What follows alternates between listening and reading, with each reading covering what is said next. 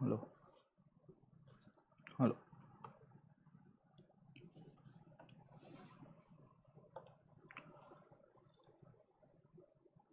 Hello and welcome to Let's Crack UPSC CSE. My name is Pratik Nayak and I welcome you all on the largest YouTube platform for civil service preparation. नमस्कार दोस्तों, आप सबका स्वागत है let's crack UPSC CSE की channel के ऊपर। और मैं आपको वेलकम करता हूँ इंडिया के लार्जेस्ट यूट्यूब प्लेटफॉर्म के अंदर, जहां हम लोग डिस्कस कर रहे हैं एनसीईआरटी को। And we are discussing various topics regarding the NCERT, जहां हम लोग आर्ट एंड कल्चर से लेके हिस्ट्री के टॉपिक्स को कर रहे थे। एंड यस्टरडे जो हमने प्रीवियस क्लास के अंदर शुरू किया था, क्लास 9th के एनसीईआरटी को पढ़ना शुरू किया था। We have discuss the impact of colonialism on the forest in India. भारतीय जो वन विभाग है, खास करके भारत के अंदर जो पूरी की पूरी फॉरेस्ट सोसाइटी, उसके ऊपर क्या असर होता है, उसके ऊपर हमने डिस्कस करने की कोशिश की थी।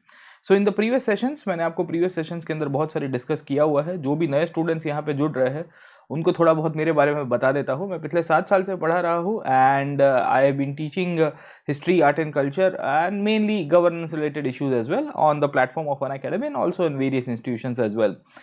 मेरी खासियत यह है कि मैं हिस्ट्री को फाउंडेशन से लेके अप्लाइड तक, मतलब ऑप्शनल तक के लेवल का पढ़ाता हूँ। और मैं आपको वेलकम करूंगा कि आप यहाँ पे लेट्स क्रैक यूपीएससी के अंदर तो हमारे साथ जुड़े हुए हो on the NCERT topics, but आप हमारे साथ जुड़ सकते हो on the Unacademy plus platform. The reason why I am inviting you on the Unacademy plus is because क्योंकि ये एक ऐसा प्लेटफॉर्म है जहाँ पे इंडिया के लार्जेस्ट लर्निंग प्लेटफॉर्म के रूप में जाना गया है। टॉप मोस्ट एजुकेटर्स यहाँ पढ़ाते हैं और मैं भी यहाँ पे एक टॉप एजुकेटर के रूप में अपने कोर्सेज को प्रेजेंट करता हूँ। अभी मेरा कोर्स चल रहा है पोस्ट इंडिपेंडेंस इंडियन हिस्ट्री के ऊपर, जहाँ मैंने कॉम्प्रिहेंसिव अराउंड 35 आवर्स के आसपास पोस्ट इंडिपेंडेंस इंडिया के टॉपिक्स को कवर किया है। I have covered around 35 hours of post independence India. और ये पोस्ट इंडिपेंडेंस इंडिया का जो कोड है, अगर आप सब्सक्रिप्शन लेना चाहते हो तो आपको 10% डिस्काउंट कोड मिल जाएगा PN लाइव। इसको यूज़ करिए और मेरे कोर्सेज को ज्वाइन करिए। यहाँ कोर्सेज में ज्वाइन करने से आपको फ़ायदा ये होगा कि लाइव क्लासेस मिलेंगे, अनलिमिटेड एक्सेस मिलेगा, टेस्ट क्विज मिल जाएंगे, स्ट्रक्चर्ड कोर्सेज, बहुत सारी चीज़ें आपको यहाँ पे पोस्ट अनअकैडमी प्लस के ऊपर मिलेगी। So you are most welcome to join the Unacademy plus platform. You'll get many benefits of that. And main फायदा यही है कि मेरे जो भी सब्जेक्ट्स है वो आपको कॉम्प्रिहेंसिवली कवरेज कराए जाएंगे, वो चाहे modern, ancient, medieval, post independence, world history, art and culture, everything will be covered under one platform. ठीक है, तो ये सबसे बड़ा एडवांटेज है। दूसरा एडवांटेज ये है कि आपको मेरी 2000 से ज़्यादा स्लाइड्स अवेलेबल है, वो आप एक्सेस कर पाओगे। ठीक है ना, हैंडआउट्स के रूप में जो स्लाइड्स है मेरे पास मोर देन 2000 3000 के आसपास मिलेगी। ठीक है, दूसरा फायदा ये है कि जनरल स्टडीज़ का पूरा सब्सक्रिप्शन होगा। और आज अगर आप सब्सक्रिप्शन लेते हो तो आपको ऑप्शनल का सब्सक्रिप्शन भी इसके अंदर ही कवर हो जाएगा। ठीक है, तो इंडिया के टॉप मोस्ट एजुकेटर्स है, वो सबके सब जो सब्जेक्ट्स पढ़ाते हैं वो भी आप एक्सेस कर पाओगे। ऐसा नहीं होगा कि खाली मेरा कोर्स के लिए आप फीस पे कर रहे हो। ठीक है, when you will take the subscription, you will be able to attend all the sessions, all the educators जो भी पढ़ाने वाले हैं। ठीक है, तो प्रीलिम्स और मेंस का बहुत ही कॉम्प्रिहेंसिव कवरेज आपको मिलेगा। लाइव क्लासेस आपको मिलेंगे, रिकॉर्डेड सेशंस आप देख सकते हो, आंसर राइटिंग से लेके अनलिमिटेड टाइम। और कभी भी आप अपने एप्लीकेशन के द्वारा, मोबाइल के द्वारा, लैपटॉप के द्वारा कहीं से भी देखो, इट्स अप टू यू। आप इनफैक्ट अपनी तैयारी को पुश कीजिए साहब। ठीक है ना, तो आज सब्सक्रिप्शन का फायदा यही है कि टॉप मोस्ट एजुकेटर्स आपको यहाँ पे मिलते हैं, जिनके क्लासेस आप एक्सेस कर पाओगे। अन अकेडमी की लर्निंग ऐप को आपको डाउनलोड करना है और लर्निंग ऐप को डाउनलोड करने के बाद गूगल प्ले स्टोर या इनफैक्ट ऐप स्टोर से एप्पल के ऐप डाउनलोड कर सकते हो। अपना गोल यूपीएससी सीएसई रखिए और जब सब्सक्रिप्शन लेने जाओगे तो आपको 2 प्रकार के सब्सक्रिप्शन मिलेंगे, एक प्लस सब्सक्रिप्शन मिलेगा, दूसरा आइकॉनिक सब्सक्रिप्शन मिलेगा। प्लस सब्सक्रिप्शन के अंदर आपको जो मैंने आपको बताया टेस्ट सीरीज, शेड्यूल, एकदम स्ट्रक्चर्ड क्लासेस मिलते हैं।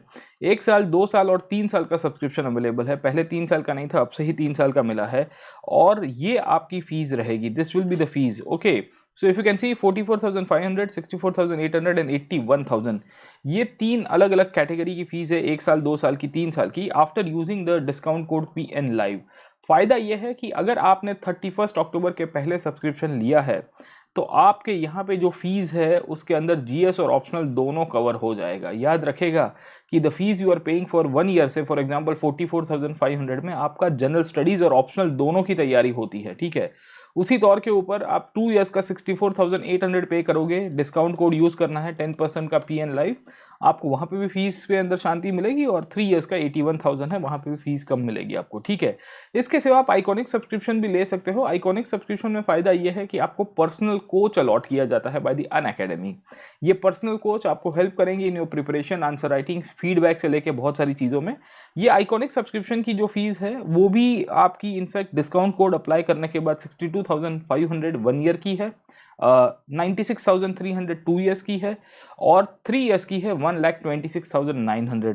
ये भी आपका जीएस और ऑप्शनल का दोनों का मिक्स करके आपकी फीस है। The fees are including the GS and optional. ऐसा नहीं है कि खाली जनरल स्टडीज की है, ये दोनों है, बट प्रोवाइडेड आप 31 अक्टूबर के पहले सब्सक्रिप्शन ले ले। ठीक है, जैसे ही आपने 31 अक्टूबर के बाद सब्सक्रिप्शन लिया तो आपको जनरल स्टडीज की अलग से लेनी पड़ेगी और आपको ऑप्शनल का सब्सक्रिप्शन अलग से लेना पड़ेगा। तो दोस्तों आप वेट क्यों कर रहे हो, please you try to understand, आपके ही पैसे बचेंगे। ठीक है, और जब सब्सक्रिप्शन ले रहे हो, कोई भी सब्सक्रिप्शन ले रहे हो, तो डिस्काउंट कोड हमेशा यूज करेगा PN लाइव। ये डिस्काउंट कोड आपको 10% हमेशा यूजफुल रहेगा for any kind of subscription. ठीक है, यूपीएससी में लोगे तो आप मेरे से कनेक्ट हो पाओगे, बाकी और कोई कैटेगरी में भी लेना चाहते हो तो you can also take. Okay, तो इट्स अप टू यू, आप डिस्काउंट कोड को यूज करिए। डिस्काउंट कोड को यूज करते करते इनफैक्ट आप ऑप्शनल सब्जेक्ट्स की भी प्रिपरेशन कर सकते हो, जल्दी ही प्लेटफॉर्म के अंदर हमारे साथ जुड़ सकते हो। वरना तो क्या होगा कि ऑप्शनल की तैयारी अलग से करनी पड़ेगी। ऑप्शनल का कोर्स भी होता है, वो भी लेंदी होता है साहब, है ना। तो वी फाइंड कि ऑप्शनल का कोर्स भी लेंदी है, प्रिपरेशन भी बहुत लेंदी हो जाएगी, और फिर दोनों की अलग अलग सब्सक्रिप्शन लोगे तो आपकी फीस भी बढ़ जाएगी। जैसे एक साल का 49,500 है और एक साल का ऑप्शनल का फीस है वो है 27,500। तो यू कैन इमेजिन कि कितना लेंदी हो जाता है ना। तो इसके लिए आज ले लीजिए सब्सक्रिप्शन, बहुत फायदा होगा। अनअकैडमी पे कैसे पढ़ाया जाता है अगर आपको देखना है तो आप स्पेशल क्लासेस के लिंक के ऊपर क्लिक करिए। ये फ्री क्लासेस होते हैं अनअकैडमी के ऊपर, वहाँ पे कंडक्ट किए जाते हैं। मेरी प्रोफाइल के ऊपर जाइएगा, you will get multiple classes, वहाँ से देखिए, आप जज करिए, उसके बाद सब्सक्रिप्शन ले सकते हो, कोई प्रॉब्लम नहीं है। इस प्रकार के डेडिकेटेड डाउट सॉल्विंग सेशंस होते हैं जहाँ पे बच्चे जो भी डाउट्स होते हैं वो पूछते हैं और हम लोग वहाँ पे उसका सॉल्यूशन देते हैं। चलिए, हम लोग डिस्कस कर रहे थे स्टैंडर्ड 9th की एनसीईआरटी। यहाँ पे हमने बताया था आपको कि फॉरेस्ट सोसाइटी के ऊपर कॉलोनियलिज्म का इम्पैक्ट क्या रहता है। तो अगर आपको प्रीवियस क्लास याद होगा, तो मैंने आपको प्रीवियस सेशन के अंदर समझाने की कोशिश की थी कि कॉलोनियलिज्म एक ऐसी आइडियोलॉजी है जो कहती है कि हम कॉलोनीज बनाएंगे और हमारे लोगों को सेटल कराएंगे एज ए रूलर साहब। ठीक है ना। तो कॉलोनियलिज्म की जो डेफिनेशन है वो मैंने आपको प्रीवियस क्लास के अंदर ऑलरेडी बहुत डिटेल के अंदर पढ़ा दी है, और मैंने आपको समझाने की कोशिश की थी कि कॉलोनियलिज्म होने के कारण क्या होता है कि पूरे वर्ल्ड के जितनी भी इनफैक्ट कंट्रीज है उन सबको कॉलोनीज के अंदर ट्रांसफॉर्म किया गया। और कॉलोनीज में जब ट्रांसफॉर्म होता है तो उस तरह से जो मदर कंट्री हुआ करती थी, ये मदर कंट्री ने क्या किया साहब, what the mother country did साहब। ठीक है ना। जैसे इंग्लैंड की बात करेंगे तो इंग्लैंड ने क्या किया साहब, इंग्लैंड ने इंडिया के ऊपर रूल करना शुरू किया, इंडिया को कॉलोनी के रूप में बनाया और इंडिया का एक्सप्लॉयटेशन किया साहब। ठीक है, तो मदर कंट्री हमेशा जो कॉलोनी होती है उसका एक्सप्लॉयटेशन करती है।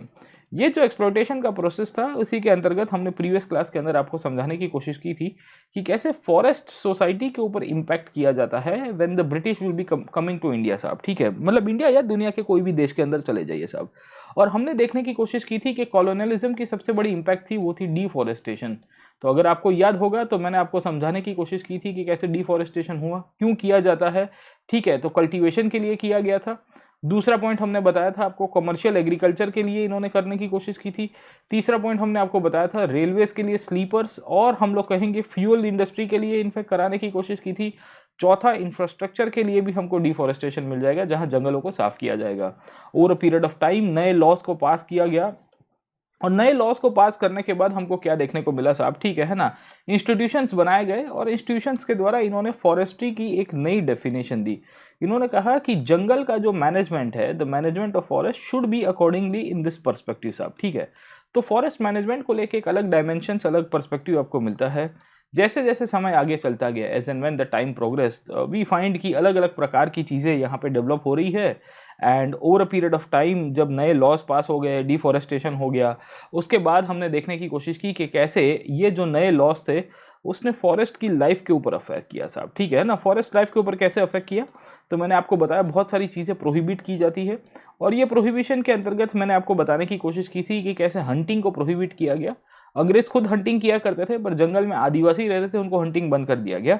और उनका शिफ्टिंग कल्टीवेशन, जिसे हम लोग क्या कहते हैं, आपकी जूमिंग कल्टीवेशन के रूप में पहचानते हैं साहब, ये जो शिफ्टिंग कल्टीवेशन की जो प्रैक्टिस थी उसको भी फाइनली खत्म कर दिया गया साहब। ठीक है, तो ये सब सिचुएशंस के अंदर हमने देखने की कोशिश की कि जब कॉलोनियलिज्म वर्ल्ड के अंदर बढ़ता है, किसके अंदर साहब, वर्ल्ड के अंदर जब कॉलोनियलिज्म बढ़ा तो कॉलोनियलिज्म ने इन सब एरियाज को टारगेट किया, और इन सब एरियाज को टारगेट करते हुए पूर्ण रूप से हम लोग कह सकते हैं प्रैक्टिकली पूरी तरह से सिस्टम को अपनी हाईजैक कर दिया साहब। ठीक है, तो इतना पॉइंट हमने प्रीवियस क्लास के अंदर देखा था। अब आज मैं आपको समझाने की कोशिश कर रहा हूँ एनालिटिकल पर्सपेक्टिव से, अगर आप समझने की कोशिश करोगे, वो है आपकी further development and further enhancement. अब फर्दर एनहांसमेंट क्या होती है साहब? ठीक है, अंग्रेज लोग चाहते थे कि उनके लिए जंगल खुल जाए साहब। ठीक है, अंग्रेज क्या चाहते थे? The forest resources should be open. समझ में आया कि नहीं आया? वो चाहते थे कि आदिवासियों को जो भी जंगल के अंदर जो रिसोर्सेज मिल रही है वो बेसिकली ओपन फॉर आउटसाइडर्स, जो बाहर के लोग हैं उनके लिए खुलनी चाहिए साहब। गेटिंग माय पॉइंट, है ना? तो ये कहानी क्या है? What is the story? Forest resources को जंगल के बाहर लेके जाने का इंटेंशन अंग्रेजों का क्यों था? उसके पीछे का कारण है कि वो प्रॉफिट मेकिंग की पर्सपेक्टिव से भारत के अंदर आए थे और पूरे वर्ल्ड के अंदर ऐसे ही चलते हैं, और इसी के कारण इन्होंने डिसाइड किया कि ये जो जंगल के रिसोर्सेज है वो कॉमन मैन के हाथ में ना आते हुए कहीं ना कहीं, इनफैक्ट है ना, जो जो जो ब्रिटिश एडमिनिस्ट्रेशन में जो लोग फायदा कराने वाले लोग हैं उनको दिए जाए। समझे आप लोग? ठीक है, तो होता क्या है कि when the British came to power, जैसे ही अंग्रेज पावर के ऊपर आए, अंग्रेजों ने ये ध्यान रखा है कि पूर्ण रूप से, पूरी तरह से, प्रैक्टिकली अगर आप समझेंगे तो ये सब कुछ चीजें अपने हाथ में लेने की कोशिश की, फॉरेस्ट रिसोर्सेज को अपने कंट्रोल में लेने की कोशिश की।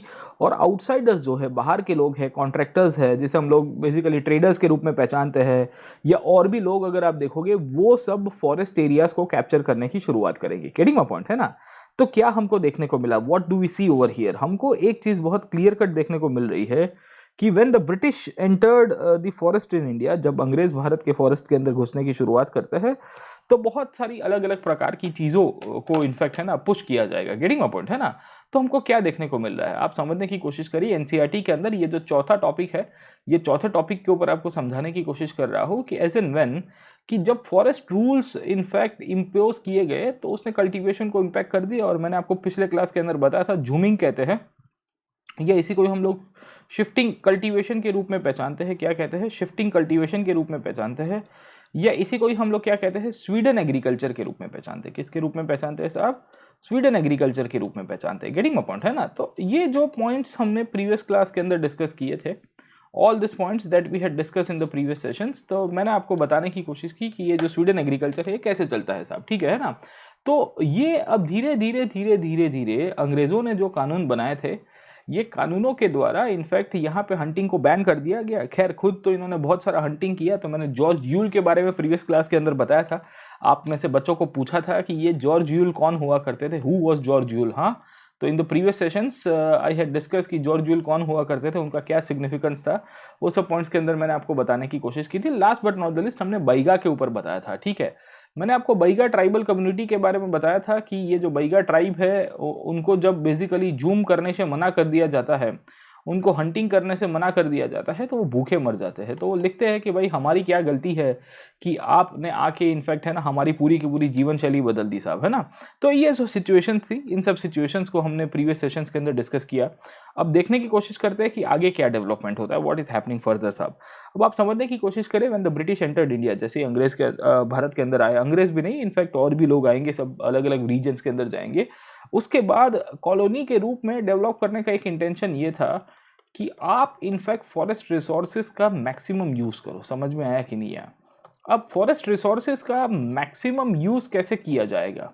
तो अलग अलग लोगों को बुलाया जाएगा, अलग अलग लोगों की सर्विसेज ली जाएगी, उनको बोला जाएगा कि कोई जंगल साफ करके दे, कोई इनफैक्ट है ना जड़ी बूटियों को निकाल दे, कोई ऐसा व्यापारी निकले जो इनफैक्ट जंगल की जड़ी बूटियों को कहा बाजार के अंदर बेच के आए। समझे कि नहीं समझे साहब? ठीक है, तो क्या देखने को मिल रहा है? वी फाइंड कि when the colonialism entered the whole world, पूरी दुनिया के अंदर जब कॉलोनियलिज्म बढ़ता है, तो नए व्यापार, नई रोजगार की तकें और नई सेवाओं की शुरुआत होती है। New trades, new employments and new services will be emerged.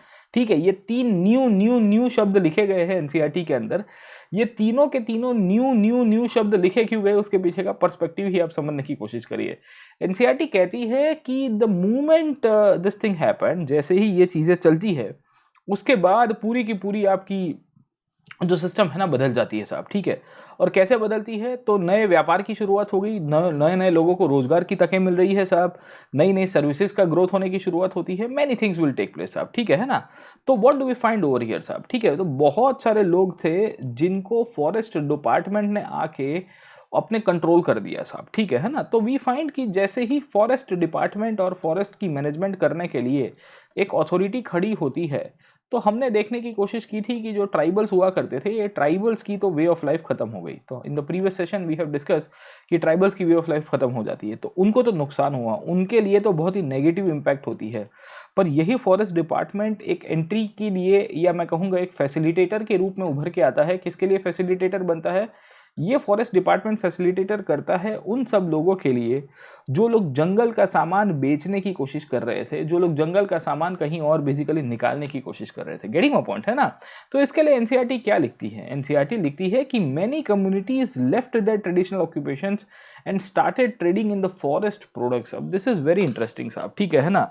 कुछ कुछ समुदाय ऐसे थे जो लोग पहले कुछ और काम किया करते थे, पर जैसे ही उनको जंगल के बारे में पता चला कि भाई जंगल में मंगल हो गया है और जंगल का रास्ता खोल दिया गया है बाय द फॉरेस्ट डिपार्टमेंट, इन्होंने डिसाइड किया कि हम यहाँ से मैक्सिमम गेन करने की कोशिश करेंगे। Will try to gain maximum out of this reign, and this is one of the reasons. हमको एक चीज़ बहुत क्लियर कट देखने को मिल रही है कि when the British entered India, और बेसिकली जो भी और भी यूरोपियंस से दुनिया के अलग अलग पार्ट के अंदर जाते हैं, इन सब लोगों की पॉलिसीज यही रही है कि मैक्सिमाइज करके इनफैक्ट गेन किया जाए और पैसे कमाए जाए, पैसे ऐंठे जाए साहब, ठीक है ना?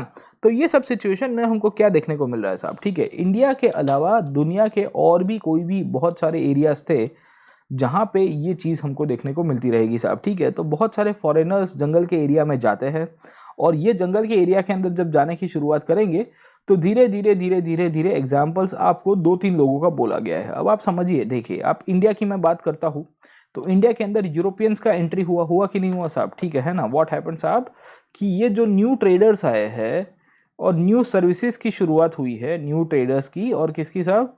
न्यू सर्विसेज की जो शुरुआत हो रही है, ये कैसे हो रही है? न्यू ट्रेडर्स और न्यू सर्विसेज की जब हम लोग पर्सपेक्टिव को देखते हैं, whenever we try to understand the services in the new traders, तो इन सब के दौरान हमको एक चीज़ बहुत क्लियर कट दिख रही है, हमको एक चीज़ बहुत ही क्लियर कट समझ में आ रही है कि इसके द्वारा, by this things always remember साहब, ठीक है, इसके द्वारा हमको क्या देखने को मिल रहा है कि नए व्यापारी वर्ग आए हैं, नई सेवाओं के लोग जो आए हैं साहब, उन सब लोगों ने बेसिकली इंडिया के अलावा, इनफैक्ट अगर आप देखिए तो साउथ अमेरिका के अंदर भी इसी प्रकार का काम करने की शुरुआत की। और साउथ अमेरिका के अंदर, अगर आपको पता होगा, ब्राज़ील नाम का देश है साहब, ब्राज़ील के अंदर रबर प्लांटेशन के अंदर बहुत बड़ी मात्रा में रास्ता खोला जाता है साहब। और ये जो ब्रिटिश थे, ये ब्रिटिश भी चाहते थे साहब कि, और भी इनफैक्ट पोर्चुगीज थे, स्पेनिश थे, इन सब लोगों ने भी पूरे के पूरे वर्ल्ड को एक्सप्लोर किया साहब, है ना?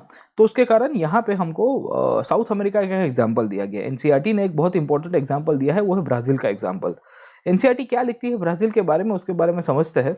एनसीईआरटी यहाँ पे एक पॉइंट्स को हाईलाइट करके कहती है कि the growing demand for rubber in the mid 19th century, the Munduruku people of Brazil and Amazon who lived in the high ground and cultivated manioc began to collect latex from wild rubber trees supplying to the traders। अब आप समझने की कोशिश करिए क्या हो रहा है साहब, है ना? 19th सेंचुरी के मिड वाला पोर्शन है, मतलब क्या है कि 1850 के आसपास का पीरियड होगा। This will be the period of 1850s। 1850 की जब मैं बात करता हूं तो 1850s के दौरान दुनिया के अंदर बहुत सारे चेंजेस हो रहे थे। क्यों हो रहे थे? क्योंकि पूरे वर्ल्ड के अंदर इंडस्ट्रियलाइजेशन की शुरुआत हो गई है। पूरे वर्ल्ड में इंडस्ट्रियलाइजेशन की शुरुआत हो रही है, इसके कारण because of all this cases हमको एक चीज़ बहुत क्लियर कट दिख रही है कि जो सिचुएशन है वहाँ पे नए नए एम्प्लॉयमेंट्स क्रिएट हो रहे हैं। तो ब्राज़ील में एक ट्राइब है जिसका नाम है मुंडरुकू ट्राइब। याद रखिएगा, यहाँ से एक प्रीलिम्स का क्वेश्चन बन जाएगा साहब, फैक्ट वाला। प्रीलिम्स के अंदर आपको कीवर्ड मिल गया है साहब, ठीक है ना? तो एनसीईआरटी के अंदर जो भी इंपॉर्टेंट कीवर्ड्स आते हैं उसको छोड़ना नहीं है। You are not suppose to leave this keywords, वरना प्रॉब्लम हो जाएगी, ठीक है? The Mundurucu people of the Brazilian Amazon who lived on the high grounds cultivated manioc. हाँ, ठीक है, इन लोग ने अलग प्रकार की खेती किया करते थे। They started collecting wild rubber, the latex साहब, ठीक है? तो रबर की जो वेराइटी है, लैटेक्स है, उसको कलेक्ट करने की शुरुआत करते हैं। और ये ट्राइबल्स ने बेसिकली क्या किया साहब, ट्रेडर्स को देने की शुरुआत की। गेटिंग माय पॉइंट, है ना? तो क्या हो रहा है, व्हाट डू वी फाइंड कि पहले के टाइम के अंदर जो ट्राइबल्स हुआ करते थे, ये ट्राइबल्स पहले कुछ और एग्रीकल्चर प्रैक्टिस किया करते थे। मैंने आपको प्रीवियस क्लास के अंदर बताया था साहब, ठीक है ना? तो ट्राइबल्स की पहले क्या थी साहब, एग्रीकल्चर की प्रैक्टिस हुआ करती थी और हंटिंग किया करते थे, शिफ्टिंग एग्रीकल्चर और हंटिंग किया करते थे। बट हमको देखने को मिला कि 1850s के दौर में यही ट्राइबल क्या कर रहे हैं साहब, है ना? लेटेक्स को कलेक्ट करके ये किसको दे रहे हैं साहब, किसको दे रहे हैं साहब? ट्रेडर को दे रहे हैं। गेटिंग माय पॉइंट, है ना?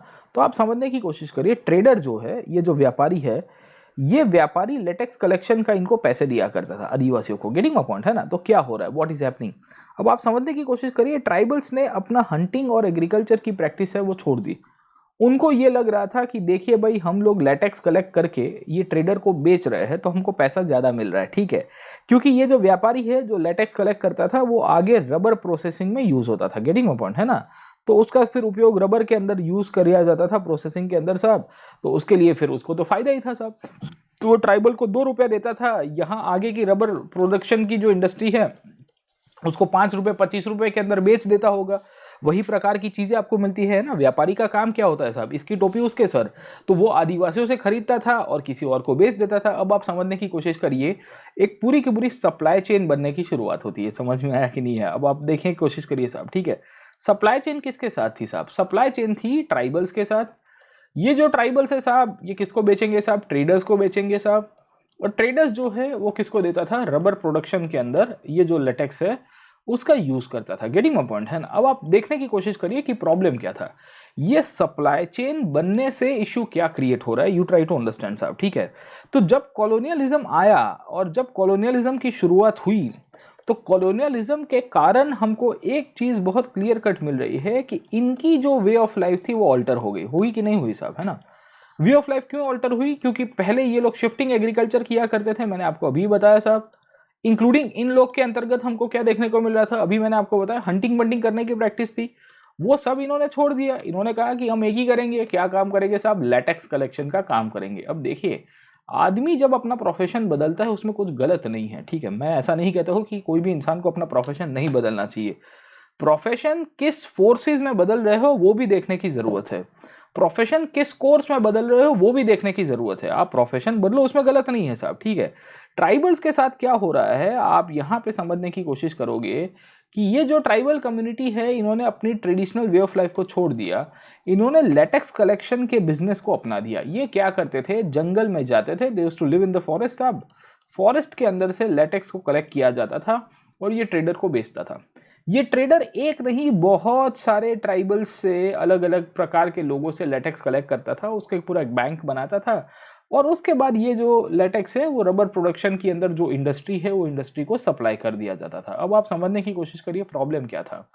ट्राइबल्स को लगा कि ये जो व्यापारी है ये हमको पैसा दे रहा है, is giving us money. But धीरे धीरे धीरे धीरे धीरे धीरे धीरे ट्राइबल्स का एक्सप्लॉइटेशन की शुरुआत हो गई, उनको पता ही नहीं चलता है साहब, ठीक है। क्यों ऐसा होगा मैं आपको बताता हूं। इन्होंने अपनी ट्रेडिशनल वे ऑफ लाइफ जो एग्रीकल्चर हंटिंग की लाइफ थी वो छोड़ दी। और उनको लग रहा था कि हम जंगल में से ये रबर कलेक्ट करके ये व्यापारी को देंगे, हमको ज्यादा पैसा ज्यादा मिल रहा है साहब, ठीक है, 2 पैसा ज्यादा मिल रहा है हम वो कर देंगे। प्रॉब्लम ये हुआ कि they became solely dependent on the traders. समझ में आया कि नहीं आया आप। जो ट्राइबल लोग थे वो पूर्ण रूप से डिपेंडेंट हो जाते हैं व्यापारियों के ऊपर। और व्यापारी जो जिस हिसाब से बोलेंगे उसी तरह से ट्राइबल्स को बेसिकली चलना पड़ेगा, उनको विचारना पड़ेगा, उनको सोचना पड़ेगा। तो ये सिचुएशन क्या होती है, what happens in this situation. ये सिचुएशन इतनी कठिन हो जाती है कि बात मत करिए साहब। And this is one of the reasons what do we find. हमको एक चीज बहुत क्लियर कट मिल रही है कि यहाँ पे जो कंडीशंस क्रिएट हुई है, ये कंडीशंस के द्वारा हम लोग ज़रूर से कह सकते हैं कि आपके ट्राइबल्स, ट्रेडर्स और रबर प्रोडक्शन की जो चेन थी, इन सब चक्कर में ट्राइबल्स का एक्सप्लॉइटेशन बढ़ गया। और एनसीईआरटी इसी के ऊपर बात करती है कि कॉलोनियलिज्म के कारण ये जो नई प्रैक्टिसेस की शुरुआत हुई थी, ये नई प्रैक्टिसेस के अंदर जो भी बेसिकली आपके ट्राइबल कम्युनिटी के लोग थे वो खाली और खाली ट्रेडर्स के ऊपर डिपेंडेंट हो जाते हैं। और जब अपने सोर्स ऑफ लिविंग के लिए, कोई भी चीज़ के लिए आप डिपेंडेंट हो जाते हो तो प्रॉब्लम हो जाएगा साहब, ठीक है ना। तो ये पॉइंट्स के रूप में हमको ये एनसीईआरटी बताती है। एनसीईआरटी के अंदर ये 2-3 पॉइंट के ऊपर ये पैराग्राफ दिया गया है। ये पैराग्राफ का थोड़ा एनालिसिस करते हैं ये क्या कहना चाहता है साहब, ठीक है। ये टॉपिक दिया है rubber extractions in a place called as Putumayo. अब देखने की कोशिश करेंगे, पुटुमायो एक प्लेस के रूप में बताया गया है साहब, ठीक है ना। पुटुमायो कहाँ पे आया हुआ है, तो it is in south America by the way, ठीक है। एक और हमारा प्रीलिम्स का क्वेश्चन हो गया ज्योग्राफी मैपिंग का साहब, ठीक है ना। Where is the location of Putumayo, याद रखेगा कि ज्योग्राफी में रिसोर्सेज का जो क्वेश्चन आता है वो यहाँ से आएगा। गेटिंग माय पॉइंट है ना। तो अब देखिए कि अब क्या है साहब। Everywhere in the world the conditions of the work in the plantations were horrific. ये क्या कहता है साहब, पूरी दुनिया के अंदर इनफैक्ट जो प्लांटेशन की कंडीशन है वो बहुत हॉरिफिक है। The extraction of rubber in Putumayo region of Amazon by the Peruvian rubber company with British and Peruvian interest was dependent on the forced labor of the local Indians called the Huitus. अब देखने की कोशिश करेगा, एक और शब्द आपको लिखा गया है, वो है लोकल इंडियंस। अब देखने की कोशिश करिए ये जो शब्द है, ये शब्द के अंदर क्या बोलना चाहता है। हुइटुटोस करके एक कम्युनिटी है, वहाँ की ट्राइबल कम्युनिटी होगी पुटुमायो के रूप में साहब, ठीक है ना। और वहाँ पे लोकल इंडियंस को उसको कंसीडर किया था, मोस्ट प्रोबेबली वहाँ के लोकल लोग है, उसके अंदर इन्होंने बात की है साहब, ठीक है ना। एनसीईआरटी कहती है कि from 1900 to 1912 the Putumayo output of 4000 tons of rubber was associated with a decrease of some 30,000 among the Indian population due to torture and disease and flight. You can imagine कि क्या situation हो जाती है साहब, ठीक है ना। तो ये सिचुएशन के अंदर बहुत सारे इंडियंस को वहाँ पे एक्सप्लोर भी किया जाता है रबर कंपनी के अंदर जो वहाँ पे काम कर रहे थे साहब, ठीक है। A letter by an employ of an rubber company describes how the rubber was collected. The manager summon hundreds of Indians to the stations, वहाँ के लोकल लोगों को इन्होंने बुलाया साहब। He grasped his carbine and machete and began the slaughter of this defenceless Indians, leaving the ground covered with 150 corpses, among them the men, women and the children. You can imagine कि क्या situation हुआ करती थी साहब, है ना। Tribals को मारा जाता था, ट्राइबल्स को पीटा जाता था, अगर ट्राइबल्स कोई बोलने से मना कर दे, काम करने से मना कर दे, तो उनको काट दिया जाता था। You can see how critical, or I would say how ruthless the British state or I would say the colonial practices were साहब, ठीक है। एक रबर कंपनी का जो बेसिकली मालिक है या रबर कंपनी का मैनेजर है, वो आदिवासियों के साथ कैसे बर्ताव कर रहा है वो हमको दिख रहा है साहब, ठीक है ना। सो वी फाइंड कि किस तरह की कंडीशन हुआ करती थी। Bathed in blood and appealing for mercy the survivor heaped with the dead and burn to death while the manager shouted, I want to exterminate all the Indians who do not obey my orders about the rubber that I require them to bring in. क्या कहता है कि मैं जब जब आपको order दूंगा कि मुझे जिस प्रकार का लेटेक्स रबर चाहिए वो आपको भेजना पड़ेगा, वो आपको देना पड़ेगा। अगर मेरे ऑर्डर को आपने नहीं माना है तो आपको काट दिया जाएगा। ये सिचुएशन थी आपकी यहाँ पे पुटुमायो करके जगह की। This is one of the reasons this has happened all over the world. ये खाली आपके साउथ अमेरिका का एग्जाम्पल नहीं है साहब, ठीक है। ये खाली अमेजोन फॉरेस्ट का एग्जाम्पल नहीं है। This has happened all over the world साहब। पूरे वर्ल्ड के अंदर ये जो ट्राइबल कम्युनिटी है उसका एक्सप्लोटेशन चालू ही रहा, मतलब कुछ रुका नहीं है, वो बंद नहीं हुआ है साहब, इट हैज कंटिन्यूड साहब, है ना। तो पूरे वर्ल्ड में, भारत में कुछ अलग सिचुएशन थी। भारत के बारे में एनसीईआरटी क्या लिखती है साहब, ठीक है ना। ये भारत के अंदर लिखती है कि in India the trade in the forest products was not new. Bharat के अंदर भी जंगल के अंदर जो प्रोडक्ट्स थी उसका व्यापार चालू ही था साहब, ठीक है। प्रॉब्लम ये हो रहा था कि पहले जब हम लोग फॉरेस्ट प्रोडक्ट्स का जो व्यापार करते थे उसमें ट्राइबल्स को अपना शेयर मिल जाता था। समझ में आया कि नहीं आपको, ठीक है ना। उसको ट्राइबल कम्युनिटी को अपना शेयर मिल जाता था, उसको अपना भाग मिल जाता था। और ट्राइबल्स को लगता था कि भाई उसको जो शेयर है, उसको अपना भाग है, वो मिलता रहना चाहिए साहब, ठीक है। बट क्या देखने को मिल रहा है, मिडिवल पीरियड ऑनवर्ड से बहुत सारे आदिवासी कम्युनिटीज़ है जो बेसिकली एलिफेंट से लेके, हाइट से लेके, हॉर्न से लेके अलग अलग चीज़ों का व्यापार करते थे। और ये व्यापार को आगे कंटिन्यू कराने वाली एक नोमैडिक कम्युनिटी मिलेगी जिसे हम लोग कहते हैं बंजारास। ये बंजारा के ऊपर ऑलरेडी क्वेश्चन आ चुका है। अगर आपको ना याद हो तो 2017 की प्रीलिम्स के अंदर ये क्वेश्चन था कि बंजारा किसे कहते हैं साहब, ठीक है। Who were the Banjaras. If you are not able to recall, मैं आपको बता देता हूँ। इस तरह से एनसीईआरटी में कीवर्ड्स आपको पता होना चाहिए, ठीक है ना। तो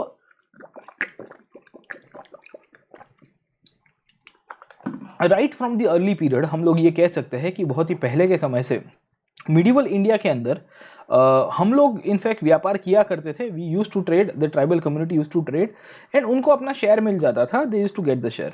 ब्रिटिशर्स ने आने के बाद ट्रेड को रेगुलेट कर दिया साहब, ठीक है। तो जैसे साउथ अमेरिका में हुआ वैसे ही भारत के अंदर होगा साहब। And this is one of the reason the British government ने बहुत सारे यूरोपियन ट्रेडिंग फर्म्स को राइट दिया कि वो जंगल के अंदर एक विशेष एरिया के अंदर व्यापार कर सकते हैं। The European companies will be entering India, they can trade with the forest in the community. वहाँ पे जो भी एक एरिया है, एक पूरा फॉरेस्ट हो गया, ये फॉरेस्ट का एक विस्तार है कोई यूरोपियन कंपनी को दे दिया, ये विस्तार कोई यूरोपियन कंपनी को दे दिया, ये विस्तार कोई तीसरी यूरोपियन कम्युनिटी को दे दिया। तो इस तरह से इन्होंने यूरोपियंस को वहाँ पे एस्टैब्लिश कराया। वहाँ के लोकल लोगों को कह दिया गया कि आज के बाद तुमको कोई भी प्रकार का ग्रेजिंग और हंटिंग नहीं करना है, अपने गायों भैंसों को नहीं भेजना है, अपने जानवरों को नहीं भेजना है, ना ही वहाँ के जानवरों को खाना है साहब, ठीक है। And this is one of the reasons we find कि when the Europeans entered India जब इंडिया की फॉरेस्ट एरिया में जाते हैं तो इंडिया के फॉरेस्ट के अंदर रहने वाले बहुत सारी फॉरेस्ट कम्युनिटीज़ थी। There were many pastoralist people. Pastoralist समझ में आता है कि नहीं आता? पेस्टोरियलिस्ट किसे कहते हैं साहब? ठीक है, जो चरवाहा कम्युनिटी है, जो एक जगह से दूसरी जगह घूमता रहता है अपने जानवरों को लेकर, पेस्टोरल इकोनॉमी है साहब। नोमैडिक कम्युनिटी के रूप में हम लोग भी उसको पहचानते हैं। उनमें से 2-3 कम्युनिटीज़ थी, खास करके मद्रास के अंदर पॉपुलर थी। उनका एक का नाम था कोरावा, दूसरे का नाम था कराचा और तीसरे का नाम था येरुकुला। ये तीनों के तीनों मद्रास प्रेसिडेंसी के अंदर रहने वाली कम्युनिटीज थी। जब ब्रिटिश ईस्ट इंडिया कंपनी आई तो तीनों के तीनों को बेरोजगार कर दिया गया, क्योंकि उनको जंगल में जाने से बैन कर दिया गया साहब। ठीक है, कोरावा, दूसरा कौन सा था? कराचा, और तीसरा कौन सा था? येरुकुला। याद रखिएगा, ये तीनों के तीनों नाम आपको पता होने चाहिए। वन मोर प्रीलिम्स के अंदर क्वेश्चंस आपके आ गए साहब। ठीक है ना? तो अब देखिए कि मैं आपको एनसीईआरटी को कितना एनालिटिकल करा रहा हूँ। आई वॉन्ट यू कि आप एनसीईआरटी जब पढ़ो तो यहाँ से जो बेसिक्स बनता है वो ऑटोमेटिकली आपको फिर हेल्प करेगा in the reading of the multiple topics on Indian history. जैसे इंडियन हिस्ट्री के ऊपर एनसीईआरटी के ऊपर के जो टॉपिक्स आते हैं, जैसे स्पेक्ट्रम के अंदर से आप पढ़ोगे या आप दूसरी रेफरेंस बुक कोई भी पढ़ोगे तो उसके अंदर आपको ये सब पॉइंट्स बहुत प्रोमिनेंट मिलेंगे। ठीक है ना? तो कोरावा, कराचा, येरुकुला जैसी कम्युनिटीज़ जो है उनकी लाइवलीहुड चली जाती है, उनको बेरोजगार कर दिया जाता है, उनकी सिचुएशन खराब हो गई साहब, कोई कुछ नहीं बोल पाता है। गेटिंग माय पॉइंट है ना? और अंग्रेजों ने क्या कर दिया साहब, ये कम्युनिटी थी उनको डी नोटिफाई कर दिया गया। इनको क्या कहा गया साहब? They R D notified. D notified का मतलब है कि इनको पेपर से ही हटा दिया जाए साहब। ठीक है, और कुछ कुछ लोगों ने जब रिबेलियन किया तो उनको क्रिमिनल ट्राइब्स का दर्जा दिया गया। यू कैन इमेजिन कि how bad this community was साहब। ठीक है ना? तो उनको क्रिमिनल ट्राइब्स का दर्जा दिया जाता है, they were consider as the criminal tribes. और इनको बोला गया कि तुमको फैक्ट्रीज में काम करना है, माइंस में, प्लांटेशन के अंदर, वहाँ पे आपको काम करना है। So this is one of the reasons we see कि there were many communities in India जिनके कारण ये जो प्लांटेशन एग्रीकल्चर की और जो आपकी नए नए व्यापारी आए हैं इंडिया में, उनके कारण उनका रोजगार चला जाता है। This is one of the reasons we find कि उनकी जो ट्रेडिशनल वे ऑफ लाइफ है पूरी तरह से बदल जाती है। उनको जो नई अपॉर्चुनिटीज़ आई है वो नई अपॉर्चुनिटीज़ में काम से ज़्यादा एक्सप्लॉयटेशन ज़्यादा था। एक्सप्लॉयटेशन क्यों ज़्यादा था आप समझने की कोशिश करिए। उनको फैक्ट्रीज के अंदर काम करवाया जा रहा है। अरे जो बंदा जंगल में रह रहा है तुमको उसको क्यों फैक्ट्री में डाल रहे हो साहब? उनको माइनिंग में काम कराया जा रहा है। यार वो जंगल की सेवा करते थे, वो जंगल की रखवाली करते थे। जंगल की चीज़ों का एक्सप्लॉयटेशन कभी भी आदिवासियों ने नहीं किया है साहब, ट्राइबल्स ने नहीं किया है साहब। उनको प्लांटेशन के अंदर मजदूर बनाया गया। प्लांटेशन के अंतर्गत मजदूरी करने का मतलब क्या था साहब? ठीक है, तो आपके जो ट्रेडिशनल एग्जिस्टिंग फॉरेस्ट के जो रिसोर्सेज है उसको काटो, फिर वहाँ पे नए सीड्स को ग्रो करो और वहाँ पे नई खेती, खेती, बागायत फॉरेस्ट्री होगी साहब। प्लांटेशन फॉरेस्ट्री को आप एडवांस कर रहे हो। ये सब चीज़ें क्या दर्शा रहा है? What does this thing shows? ये हर एक चीज़ें दर्शा रही है कि गवर्नमेंट जो थी उस दौरान, वो गवर्नमेंट एक बहुत ही क्लियर कट ऑब्जेक्टिव के अंदर चल रही है कि भाई इनके यहाँ पे ये जो कम्युनिटीज़ है उसको पुश किया जाए, उसको पनिश किया जाए। This is one of the reasons we find कि बहुत सारी कम्युनिटी जो थी उनको प्रेशराइज करके दूसरी अदर जॉब्स के अंदर डाल दिया गया था। समझे कि नहीं समझे? अदर जॉब्स के अंदर, अदर प्रोफेशंस के अंदर उनको माइग्रेट करा दिया गया था। और जो जंगल में रहने वाले लोग थे उनको बोला गया कि काम करना है तो ये करो वरना जेल में डाल देंगे। गेटिंग माय पॉइंट है ना? ऊपर से इनको सैलरी नहीं मिलती थी, उनका एक्सप्लोटेशन बढ़ने की शुरुआत हो जाती है। और वर्क कंडीशंस तो आपको पता ही है कि क्या होती है। वर्क कंडीशंस के बारे में जब हम लोग देखते हैं तो हमको क्या देखने को मिला? वर्क कंडीशन सबसे खराब हुआ करती थी, क्योंकि इनको 16 घंटा 18 घंटा काम करना पड़ता था। और ये जहाँ से बिलोंग करते थे उनको अपने घर से दूर काम करवाने के लिए भेजा जाता था। क्यों? क्योंकि जब आप माइनिंग में काम कर रहे हो, जब आप प्लांटेशन में काम कर रहे हो, जब आप कोई फैक्ट्री में काम कर रहे हो, तो आपको थोड़ी घर के पास अपनी नौकरी मिलेगी। आपकी जो जो ऑफिस जो जहाँ पे आप काम कर रहे हो वो तो आपके घर से बहुत हज़ारों किलोमीटर दूर होगी साहब। ठीक है, तो माइग्रेशन भी एक बहुत बड़ा फैक्टर होता है, जिसके कारण इन लोगों को लग रहा था कि हमारा सब कुछ छीन लिया गया साहब, हमको है ना एक कमोडिटी के रूप में यूज़ किया गया। ये सिचुएशन आपको यहाँ पे मिलती रहेगी। ठीक है ना? आसाम का एग्जाम्पल दिया है एनसीईआरटी के अंदर, जहाँ फॉरेस्ट कम्युनिटी के जो लोग हैं, खास करके संथाल है, ओराओन है, गोंड है, उनको आसाम भेजा जाता था to work in the tea plantation. You can imagine कि क्या सिचुएशन हो रही है। आप समझने की कोशिश करिए कि आसाम में बागायत खेती की शुरुआत हो गई थी। In Assam what do we find? The tea plantation agriculture had already started साहब। ठीक है, तो आसाम वाले रीजन में यहाँ पे टी प्लांटेशन की शुरुआत हो रही है। अब टी के लिए लेबर चाहिए, क्योंकि it's a very labour intensive profession साहब, है ना? आपको चाय के पत्ते तोड़ने हैं, अब कहाँ से आएगा, from where the labour will come साहब, ठीक है ना। तो इन्होंने क्या किया साहब, है ना, यहाँ छत्तीसगढ़ से, यहाँ झारखंड से साहब, ठीक है ना, उड़ीसा वाले प्रदेश से, यहाँ से आसाम के अंदर भेजा गया साहब, ठीक है। किसको भेजा गया, गोंड को भेजा गया, किसको भेजा गया, संथाल को भेजा गया, किसको भेजा गया, ओराओन को भेजा गया। अब ये तीनों कम्युनिटीज पता होने चाहिए, ओराओन, गोंड, संथाल, ये कहाँ से बिलोंग करते हैं, ये भी ट्राइबल कम्युनिटीज है। इनको अपने घर से दूर इनफैक्ट लेके गया और उनको एक्सप्लॉइट किया गया साहब, है ना। और फिर बोलते हो कि संथालों ने रिवॉल्व कर दिया, विद्रोह कर दिया, तो करेंगे ही ना साहब, क्यों नहीं विद्रोह करेंगे साहब। आप उनको अपने घर बार से दूर भेज रहे हो, उनकी पूरी तरह से एक्सप्लोटेशन कर रहे हो, उनको 1% भी अपनी ओपिनियन देने का मौका नहीं दे रहे हो, उनके जंगल को आपने छीन लिया है, उनको ऐसी कंडीशंस में काम दे रहे हो जहां से वो फैमिलियर नहीं है और सैलरी भी नहीं मिल रही है, और 18-18 घंटे तक आप उनके काम करवाओगे, फिर बोलते हो विद्रोह ना करें, विद्रोह ही होगा ना साहब। तो ब्रिटिश एज के अंदर जब कॉलोनियलिज्म होता है तो tribals were one of the most affected community, समझे कि नहीं समझे, है ना।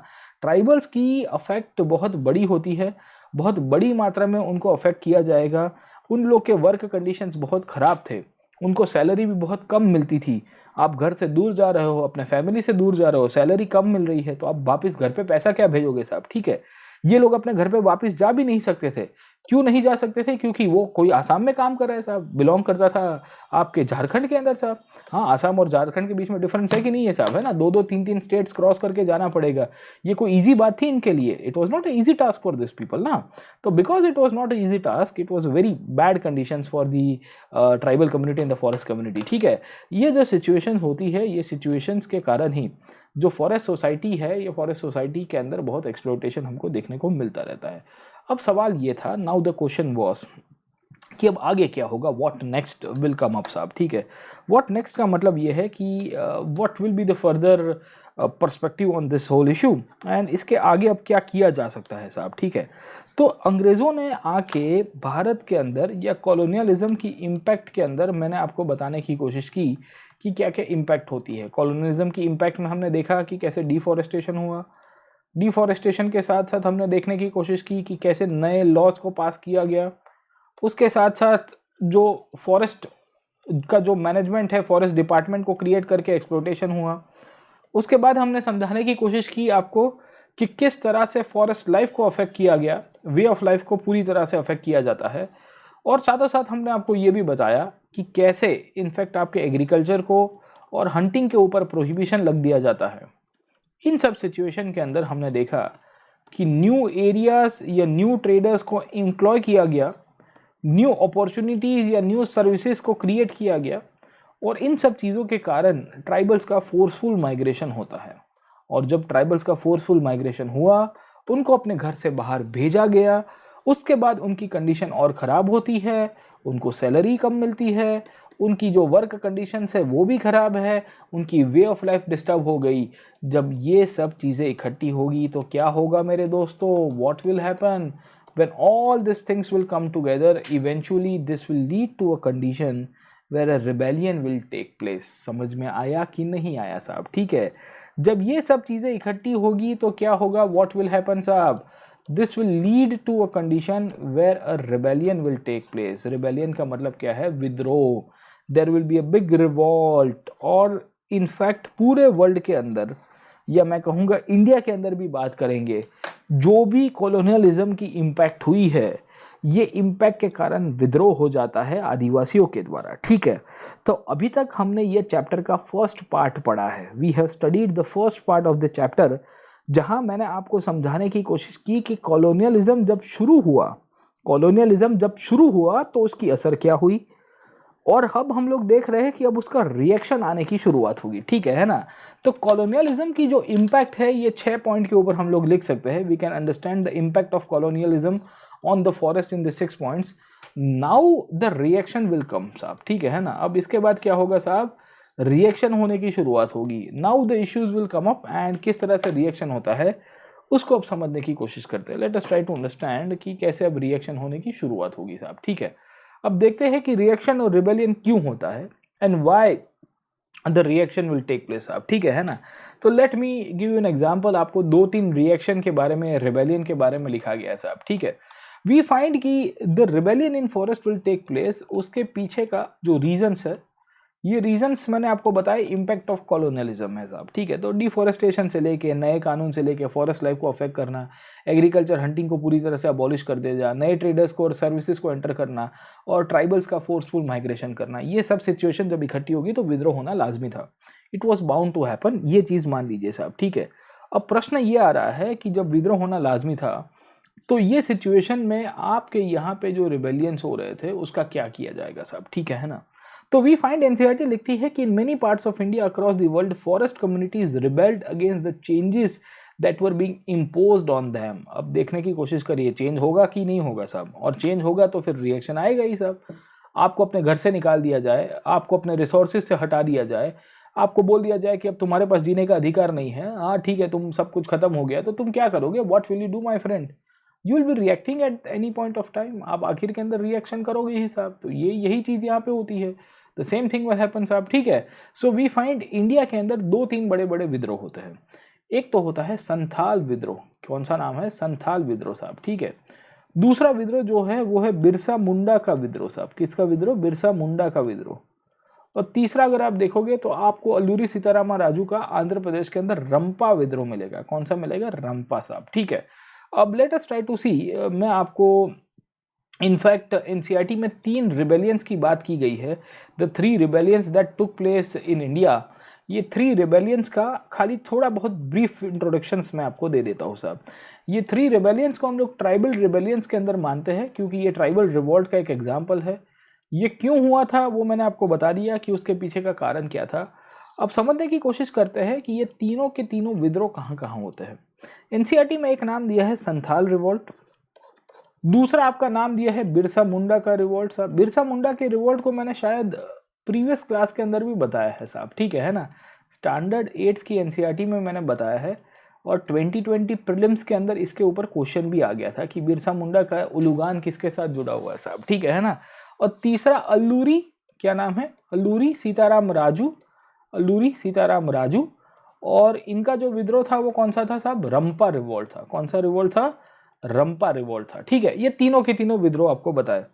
ये संथाल विद्रोह जो है ये 1854 से आसपास के पीरियड में होता है, 1854 to 56, and it was the most bloodiest revolt for the East India Company. Bloodiest revolt क्यों बता रहा हूँ, उसके पीछे का कारण समझ लीजिएगा। ये विद्रोह इतना भारी था अंग्रेजों के लिए, अंग्रेजों के नाक में दम हो जाता है कि हम करें तो करें क्या और बोले तो बोले क्या वाली सिचुएशन थी। The British could not understand कि ये क्या हो रहा है हमारे सामने। इतना ब्लडीएस्ट रिवॉल्ट था साहब। और ये छोटा नागपुर प्लेटू के अंदर होता है। सिदो और कन्हू करके 2 जेंटलमैन थे बेसिकली जिन्होंने ये विद्रोह किया था। सिदो एंड कन्हू, ये दोनों के दोनों ब्रदर्स, मैं कहूँगा कि ट्राइबल कम्युनिटी के लोग थे जिन्होंने विद्रोह किया था 1854 से 56 के बीच में साहब। खतरनाक रिवॉल्ट था साहब, ठीक है। दूसरा आपको मिलेगा रंपा रिबेलियन आंध्र प्रदेश के अंदर साहब, ठीक है। ये संथाल कहाँ होता है साहब? बाय द वे ये छोटा नागपुर प्लेटू के अंदर होगा साहब, ठीक है ना। तो आपका संथाल परगना है ये छोटा नागपुर प्लेटू के अंदर। और फिर इसका परिणाम ये हुआ कि ईस्ट इंडिया कंपनी ने एक नया डिस्ट्रिक्ट बनाया जिसका नाम है संथाल परगना। और फिर डिसाइड किया गया कि आज के बाद वहां पे कोई भी आउटसाइडर्स को अलाउ नहीं किया जाएगा, ठीक है ना।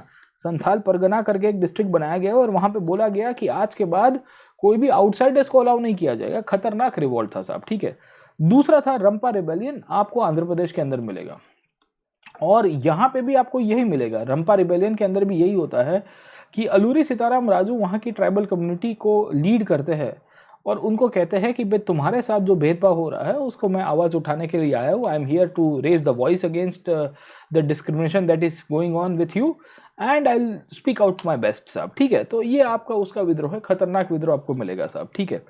तीसरा पॉइंट आपको मिलेगा बिरसा मुंडा का विद्रोह साहब, ठीक है। बिरसा मुंडा का विद्रोह 1890s के बाद होता है और बिरसा मुंडा ने बेसिकली जो विद्रोह किया था उसको उल गुलान कहा गया है साहब, ठीक है। ये उसको ग्रेट तमलुत के रूप में कहा गया। ये ग्रेट तमलुत या बेसिकली उल गुलान जो है ये प्रीलिम्स 2020 के अंदर पूछा गया है। बिरसा मुंडा अपने आप को गॉड प्रोक्लेम करते हैं। बिरसा मुंडा कहता है कि भाई हम भगवान हो गए हैं और हम अंग्रेजों को यहाँ से हटा देंगे साहब, आउटसाइडर्स है उनको यहाँ से हटा देंगे। आउटसाइडर्स को ये लोग डीकू कहा करते थे, ठीक है ना, they used to call outsiders as diku, के बाहर के लोग आए हैं, इन्होंने हमारा जमीन जायदाद, हमारी जो जंगल की जो बस्ती है वो सब ले ली है और हमको परेशान कर दिया है साहब, ठीक है। एनसीईआरटी में ये तीनों के तीनों विद्रोह के बारे में लिखा गया है। ये विद्रोह को जरूर से पढ़िएगा, please read all the tribal revolt. जितना आप पढ़ोगे ये ट्राइबल रिवॉल्ट्स के बारे में उतना ही आपके लिए बेनिफिशियल होगा लॉन्ग टर्म के अंदर। और ये जितने भी ट्राइबल रिवॉल्ट्स है इसके द्वारा you will be able to comprehend history in a very effective way. और कॉलोनियलिज्म के साथ जोड़िए, जब तक आप कॉलोनियलिज्म के साथ चीज़ों को नहीं समझोगे तब तक आपको ये ट्राइबल रिवॉल्ट्स को समझने में भी प्रॉब्लम आ जाएगी, ठीक है। तो मैं आपको बता रहा था, आई वाज एक्सप्लेनिंग यू कि कैसे रिबेलियंस हुए, किस तरह से चेंजेस होने की शुरुआत होती है, and how the further procedure will take place, किस तरह से सिस्टम भी बदलती है। अब आप समझने की कोशिश करिए व्हाट इज हैपनिंग साहब, ठीक है ना। एनसीईआरटी में ये जो पूरा का पूरा जो स्टोरी है ये बस्तर के अंदर एक और विद्रोह की बात कर रहा है 1910 के अंदर साहब, ठीक है। तो मैंने आपको ये तीन विद्रोह बताए, बिरसा मुंडा, संथाल और रंपा। रंपा का विद्रोह जो किया था वो अलूरी सीतारामन राजू ने द्वारा किया गया था साहब, ठीक है ना। सिद्धू और कनू का मैंने आपको संथाल परगना बनाया, बिरसा मुंडा का आपको ये मिल जाएगा साहब आपको, ठीक है ना, मुंडा विद्रोह। 1910 में बस्तर के अंदर भी एक विद्रोह हुआ था, उसकी ये स्टोरी दी गई है साहब, ठीक है। अब बस्तर की स्टोरी क्या है, बस्तर अगर आपको पता होगा कि it's a very important place even in the present day India. क्यों? क्योंकि बस्तर एक ऐसी जगह है जहाँ पे आपकी ट्राइबल्स और मैं कहूँगा खास करके अगर आप समझने की कोशिश करोगे आज के तारीख के अंदर आपको लेफ्ट विंग एक्सट्रीमिज्म करके एक शब्द मिलेगा। क्या मिलेगा साहब? लेफ्ट विंग एक्सट्रीमिज्म, जिसे हम लोग क्या कहते हैं साहब, what do we call it as? We call it as in the present day the Naxal problem साहब, ठीक है ना। ये बस्तर के अंदर काफी प्रोमिनेंट है, बस्तर के अंदर काफी प्रोमिनेंट है। ये अगर आप देख रहे हो जगदलपुर करके एक जगह है साहब, ठीक है। ये जो बस्तर है ये बस्तर के अंदर 1910 में विद्रोह होता है, 1910 के अंदर बस्तर रिबेलियन है। अब देखिए ये बस्तर रिबेलियन को जनरली कोई भी किताब के अंदर कवर नहीं किया गया, मैं आपको ऑनेस्टली बता देता हूँ। कुछ कुछ टॉपिक्स ऐसे होंगे जो आपको एनसीईआरटी के अंदर से ही मिलेंगे। बस्तर रिबेलियन को ना स्पेक्ट्रम के अंदर डायरेक्टली दिया हुआ है ना और कोई रेफरेंस बुक के अंदर दिया गया है। तो यही इसका ही सिग्निफिकेंस है आपको बस्तर पढ़ना पड़ेगा साहब, ठीक है। और एनसीईआरटी पढ़नी पड़ेगी, मेन तो क्या है, एनसीईआरटी पढ़नी पड़ेगी। मैं इतने सालों से हिस्ट्री पढ़ा रहा हूँ, मैं जब जब एनसीईआरटी को खोलता हूँ तो मुझे लगता है कि कुछ इसमें से नया आ रहा है। और कंसेप्ट तो हर बार कुछ है ना, अंडरस्टैंडिंग हमारी भी बढ़ती है एज अ टीचर, हमारी भी एक कंसेप्ट का एक डायमेंशन बढ़ता है कि अच्छा एनसीईआरटी ये लिख रहा है कि क्या वो क्यों लिख रहा होगा, why it was basically explaining साहब, है ना। तो ये सब चीज़ों के रूप में इनफैक्ट हम लोग जब समझने की कोशिश करते हैं तो बहुत सारे पॉइंट्स हमको यहाँ पे मिलेंगे। And this is one of the reasons whenever we try to understand this whole issue, जब जब हम लोग ये इशू को देखते हैं तो बस्तर के अंदर विद्रोह होता है। बस्तर में विद्रोह क्यों होता है साहब, ठीक है। बस्तर में विद्रोह इसके लिए होगा क्योंकि ट्राइबल कम्युनिटी को बहुत भेदभाव हुआ साहब, and the people of the Bastar region decided कि हम लोग बेसिकली विद्रोह करेंगे, we will not tolerate against the government at that times. अब देखने की कोशिश करिए बस्तर के बारे में क्या स्टोरी लिखी गई है, उसको इनफैक्ट एनसीईआरटी के द्वारा लिखते हैं। एनसीईआरटी में बहुत इंटरेस्टिंग फोटोग्राफ दिया गया है, ये फोटोग्राफ 1910 का दिया हुआ है, the photograph is given of 1910 साहब, ठीक है ना। एंड वी फाइंड कि ये जो 1910 का जो फोटोग्राफ दिया गया है जिसमें बस्तर नाम की जगह जो है वहाँ पे इनफैक्ट हाईलाइट किया गया है कि देखिए बस्तर में क्या हुआ था, व्हाट हैपेंड इन बस्तर साहब, ठीक है ना। तो 1910 में एक विद्रोह होता है, एक सैनिक जो है वहाँ पे बस्तर के अंदर ये सब अंग्रेजों का कैंप को बना के रखा है साहब, ठीक है। अब बस्तर की लोकेशन क्या लिखी गई है, पहला पॉइंट याद रखेगा। अब बस्तर डिस्ट्रिक्ट के ऊपर मैपिंग का क्वेश्चन आ सकता है, याद रखेगा कि बस्तर आज का प्रेजेंट डे कहाँ पे आया हुआ है, where is Bastar located. Bastar present is located in Chhattisgarh and the borders of Andhra Pradesh, Orissa and Maharashtra. In fact अगर आप बस्तर का पूरा लोकेशन देखोगे तो आपको थोड़ा मैप के द्वारा समझाने की कोशिश करता हूँ, यहाँ से आपका क्वेश्चन बन सकता है साहब, ठीक है। क्योंकि बस्तर ऑलरेडी न्यूज़ के अंदर रहता है, ज्योग्राफी के अंदर मैपिंग का क्वेश्चन आ सकता है साहब, ठीक है ना। तो वी फाइंड कि बस्तर जो है वो एग्जैक्टली आपको यहाँ मिलेगा, गेटिंग माय पॉइंट, है ना। वी फाइंड ओवर हियर साहब, ठीक है। तो आपको एक साइड के ऊपर महाराष्ट्र की बॉर्डर दिखेगी, एक साइड के ऊपर अगर आप देखोगे उड़ीसा की बॉर्डर दिखेगी, एक साइड के ऊपर अगर आप देखोगे आपको तेलंगाना भी मिल जाएगा, गेटिंग माय पॉइंट, है ना। तो ये सब जगहों का उनका रास्ता खुल रहा है। We find all the places जहाँ कहीं ना कहीं बस्तर का रास्ता खुल रहा है, ठीक है। तो इसके लिए यहाँ पे इन्होंने बोला गया है साहब, ठीक है ना। आंध्र प्रदेश, उड़ीसा एंड महाराष्ट्र, मतलब तेलंगाना, मतलब उसको आज की तारीख में आंध्र प्रदेश के अंदर कंसिडर एनसीईआरटी ने उस टाइम पे लिखा था, तब किया गया था साहब, ठीक है ना। तो इसकी खासियत यह है कि ये प्लेटू के ऊपर है। दूसरी खासियत आपको ये मिलेगा कि नॉर्थ के अंदर आपको छत्तीसगढ़ प्लेन मिलेगा, साउथ के अंदर आपको गोदावरी प्लेन मिलेगा। अब देखिए ये इंपॉर्टेंट पॉइंट्स हो जाता है to understand the geography of Bastar, और बस्तर के अंदर विद्रोह क्यों हुआ था उसके पीछे की पूरी स्टोरी आपको दिख रही है साहब, ठीक है। बस्तर के अंदर बात की गई है कि एक नदी निकलती है जिसका नाम है इंद्रावती नदी साहब, ठीक है ना। ये जो इंद्रावती नदी है ये बस्तर को ईस्ट से वेस्ट में पास ऑन होकर एक जगह से निकलती है, एंड वी फाइंड कि ये बस्तर जिला जो है, बस्तर जो डिस्ट्रिक्ट है साहब, वहां पे बहुत सारी ट्राइबल कम्युनिटीज रहती है। कौन सी ट्राइबल कम्युनिटीज रहती है, एक और फैक्ट हो गया साहब, there is one more fact, ठीक है। सो ये फैक्ट याद रखेगा, जैसे मारिया मिलेगी आपको, मूरिया गोंड मिलेंगे आपको, दूरवाज मिलेंगे आपको, भटरस मिलेंगे और आपको हलबाज मिलेंगे, ठीक है। वन मोर प्रीलिम्स का क्वेश्चन मैंने आपको पहले भी बताया था, मैं आपको अभी भी कहता हूं कि जब जब आप ये सब टॉपिक्स को पढ़ोगे, whenever you read NCERT, read from a comprehensive way, try to make sure and understand कि कौन सा क्वेश्चन प्रीलिम्स में पूछा जा सकता है, कौन सा क्वेश्चन आपका मेंस के अंदर आ सकता है, ठीक है। ये बस्तर के अंदर जो भी कम्युनिटी रह रही थी, उनके कॉमन लैंग्वेज, उनके कस्टम्स, उनके बिलीफ सब कुछ सेम था, मतलब they used to have the common way of life साहब। ये बस्तर के अंदर रहने वाली जो कम्युनिटी है, उन सबको लग रहा था कि अंग्रेजों ने आके हम लोग को बहुत परेशान किया है, अंग्रेजों ने आके हमारे जीवन को पूरी तरह से बदलने की कोशिश की है, and hence they decided to do the rebellion. Getting my point, है ना। तो ये बस्तर के अंदर क्या लिखता है एनसीईआरटी साहब, ठीक है ना। The people of Bastar believe that each village was given by the land, given its land by the earth, and in return they look after the earth by making some offerings at each agriculture festival साहब, ठीक है।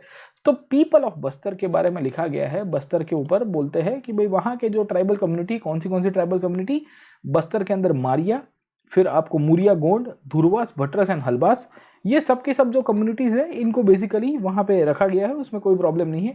In addition to the earth they show respect to the spirit of the river, वो basically नदी को भी पूजते हैं, the forest and the mountains. अब यू कैन इमेजिन कि how the tribal practices used to work, tribal practices कैसे काम कर रही थी।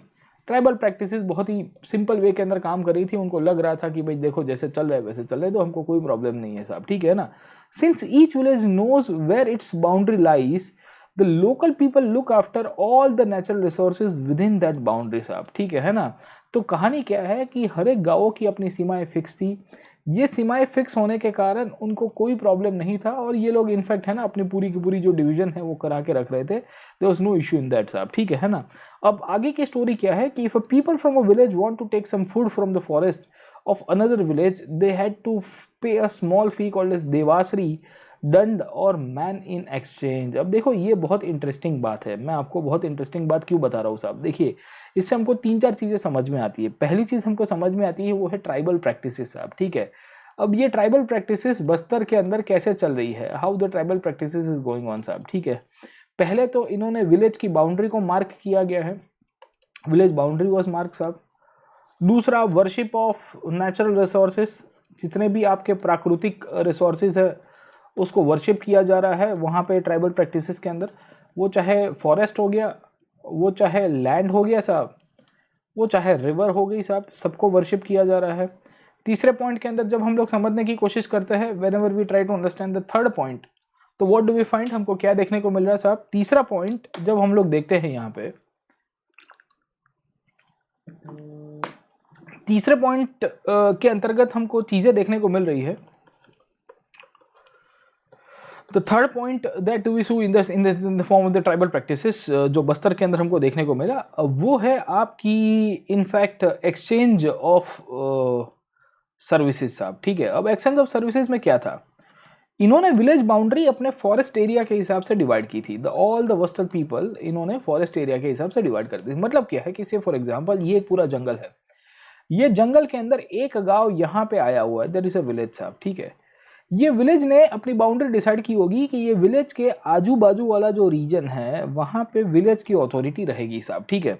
तो से फॉर एग्जांपल ये पूरा का पूरा फॉरेस्ट है, यहाँ पे एक विलेज के ही लोगों के अधिकार है साहब, ठीक है। उसी तौर के ऊपर अगर आप देखोगे तो मैं कहूँगा कि यहाँ पे एक दूसरा विलेज है, there is one more village साहब, ठीक है। ये विलेजर्स ने भी अपने फॉरेस्ट रिसोर्सेज को कंट्रोल करने के लिए उन्होंने भी अपनी बाउंड्री बना के रखी थी साहब, ठीक है। और इनका टारगेट क्या था कि हर एक विलेज जो है, हर एक विलेज को जो अर्थ है, वो अर्थ ने सबको लैंड इक्वली बना के दी है साहब। देखिए ये कितने भोले लोग हैं, इनको लगता है कि पृथ्वी के ऊपर हम जन्मे हैं, तो ये जो पृथ्वी माता है, भूमि माता है, इन्होंने हम सबको जमीन दे के रखी है, तो जो गांव को जो जमीन मिली है वो उसका अधिकार है। वहां पे जो भी फॉरेस्ट है वो भी उनके कंट्रोल में आना चाहिए, कोई और बाहर वाला नहीं आना चाहिए साहब। तो बाजू के गांव वाले, इफ से फॉर एग्जांपल ये विलेज 2 है, दिस इज विलेज 1, और विलेज 1 के गांव वाले विलेज नंबर 2 से कुछ चीजें एक्सचेंज कर रहे हैं। ये विलेज 2 का एक पर्सन है, there is a person living in village 2, he is taking the resources from village 1, वो विलेज 1 के फॉरेस्ट में से जाके कुछ चीजें ले रहा है। तो विलेज 1 वाले जो लोग हैं, 1 नंबर के गांव के अंदर रहने वाले जो लोग हैं, जंगल में रहते हैं, ये विलेज 2 वाले पर्सन को बेसिकली कहीं ना कहीं दंड करेंगे, उसको पेनल्टी लगाएंगे, या उसको बोलेंगे कि तुमको फीस पे करनी है या तुमको और कोई सर्विसेज देनी है। You see how sustainable their life was साहब, ठीक है ना। सस्टेनेबल क्यों बता रहा हूँ, ये क्या कहते थे कि देखो हम गांव के अंदर 100 लोग रह रहे, ये 100 लोगों के अंदर ये जंगल इनफ है, तुम क्यों आए, 101वां नंबर ऐड हुआ। अब हमारी आइडियोलॉजी ये कहती है कि कोई बाहर वाला आना नहीं चाहिए, टेक्निकली साहब तुम आए हो तो तुमको इसके लिए सर्विस देनी पड़ेगी। ये सर्विसेज के लिए जो फीस पे करनी है, ये सर्विसेज के लिए जो फीस पे करनी है उसे क्या कहा जाता है साहब, ये फीस को एनसीईआरटी के अंदर ये शब्द के साथ जोड़ा गया है, basically that is known as Devsari. याद रखेगा, Devsari, DEVSRARE, Devsari. One more key word याद रखेगा साहब, ठीक है। क्या बोला गया है, देवश्री, याद रखेगा साहब, ठीक है। सो वी फाइंड कि विलेजेस एक दूसरे के साथ कहीं ना कहीं हम लोग को देखने को मिल रहा है कि जंगलों की चीजों का एक्सचेंज कभी नहीं किया करते थे, never used to exchange anything साहब, ठीक है।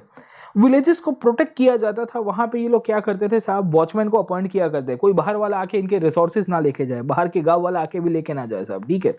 और ये सब चीजें हमको दर्शाती है कि इनकी प्रैक्टिसेस के अंदर बहुत सिंपल लिविंग हाई थिंकिंग का कंसेप्ट चल रहा था। All the people of Bastar they used to have very simple living high thinking का कंसेप्ट साहब, ठीक है। और ये लोग ने वॉचमैन को अपॉइंट किया अपने फॉरेस्ट को चलाने के लिए। कहीं ना कहीं अगर आप समझने की कोशिश करिए तो चीज़ें इनफैक्ट बहुत ही प्रैक्टिकली चलाने की कोशिश की। And we find this is one of the reasons, ये जो बस्तर कम्युनिटी के लोग हैं, ये बस्तर कम्युनिटी लोग अपना जीवन जी रहे थे।